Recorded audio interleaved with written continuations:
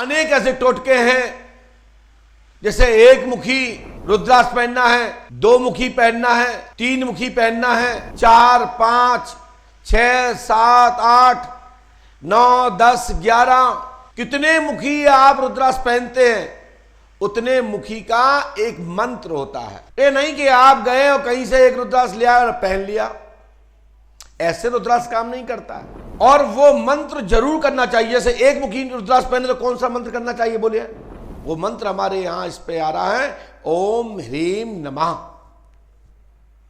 इतना बोल करके इसकी एक माला करके इस मंत्र से आमंत्रित करके गंगा जल में उसको स्नान करा करके पहन लीजिए, आप रुद्राक्ष का कमाल देखो। दूसरा, ये शुभ प्राण के हवाले से बोल रहा हूं, दो मुखी रुद्राक्ष पहनना है तो ओम नमः इस मंत्र का आप उच्चारण करिए, 108 बार की एक माला रुद्राक्ष करिए और इस मंत्र से जो धूप है जो जलाई आपने या आपने दिया रखा है घी का, उस पे 11 बार घुमाइए, कंठी बना के पहन लीजिए, काम बहुत अच्छा करेगा, आपके जीवन में परिवर्तन होगा। ऐसे ही तीन मुखी यदि आपको पहनना है तो उसमें मंत्र बोलना है ओम क्लीम नमः। इस मंत्र का वही विधान करना जो हम बोल रहे हैं।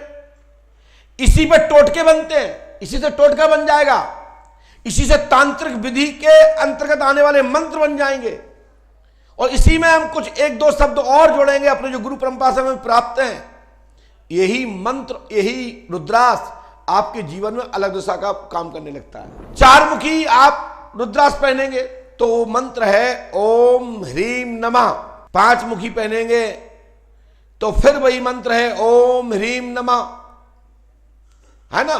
6 पहनेंगे तो ओम ह्रीम हुम नमः, 7 पहनेंगे तो ओम हुम नमः, 8 पहनेंगे और 9 पहनेंगे तो ओम ह्रीम हुम नमः, 10 पहनेंगे तो ओम ह्रीम नमः और 11वां पहनेंगे 11 मुखी तो ओम ह्रीम हुम नमः।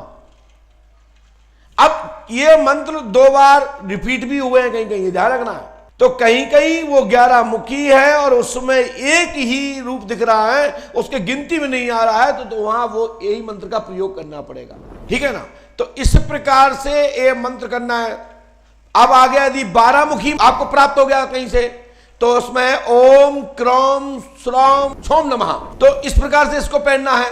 और 13 मुखी है तो उसको फिर वही है, समझ में नहीं आ रहा है तो ओम ह्रीम नमः, क्योंकि उसकी गिनती करना पड़ेगी आपको। 14वां मुखी है तो बोलना पड़ेगा ओम नमः।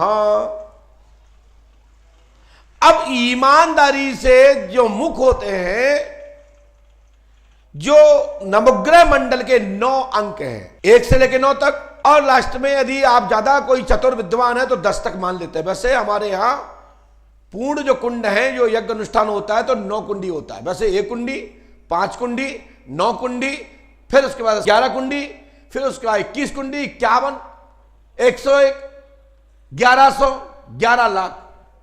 मैं इस पर ज्यादा टिक्का टिप्पणी करूंगा नहीं, क्योंकि वो वैभव का यज्ञ है। जितने बड़े यज्ञ होते हैं वे सब वैभव के लिए होते हैं, ये असमय यज्ञ के भांति होते हैं।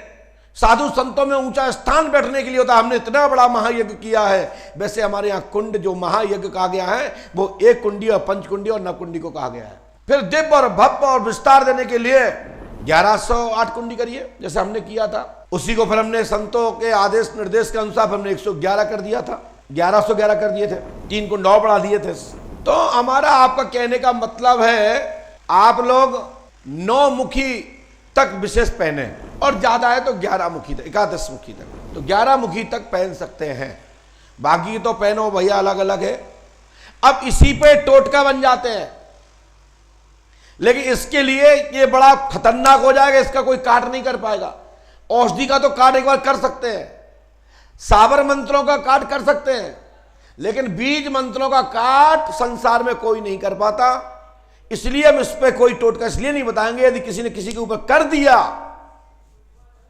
तो फिर जगह जगह दुकानें खुल गई हैं, कोई भी पर्चा लिख रहा है, कोई भी रिक्त स्थान भर के खेल खेल रहा है, लोगों को बेवकूफ बना रहा है, ताबीज गंडा और लौंग कपूर और फलाना ढिमका करा रहे हैं।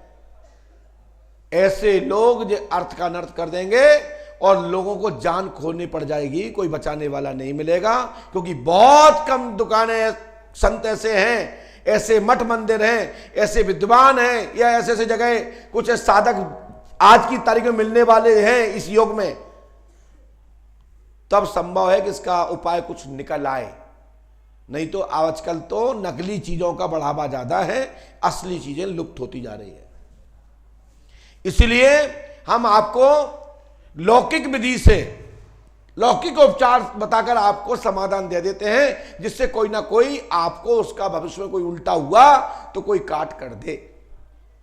इसलिए टोटका जरूर बताना चाहिए, मैं टोटका का समर्थक हूं।